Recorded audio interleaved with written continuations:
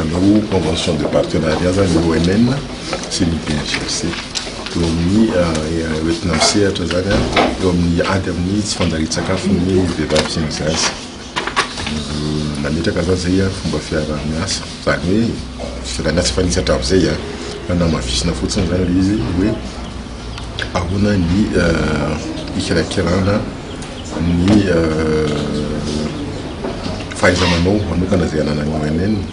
mba ifanampy amin'ny BNGRC zany eo amin'ny fanatanterahana ny asa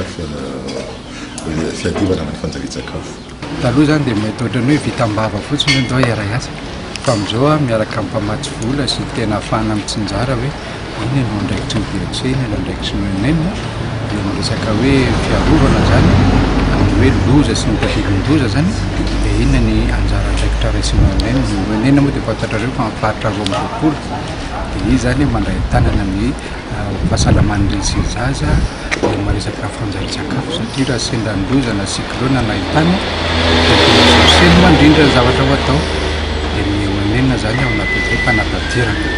ka amin'izao fanaovatry izao zany dia eritreretina fa indrindra tsara amin'izay na ny fifampitany vaovao satria misy vaovao any amin'ny torosekaliana ny ONN, misy vaovao ty any BNGRC dia ireo no arindra zany dia arindra koa ny hetsika fandraisana tanana an'ireny sy ny zaza. Amin'izao taona mitsitiky zao zao fanjarian-tsakafo mitarasika dia amin'ny telo zany hoe zaza ray amin'ny roa tarasika io fa tsy fanjarian-tsakafo mahivaika dia misy isanjato eo zany. Izay rehetrarehetra zay zany zao zany dia aza tsy fanjarian-tsakafo mitarasika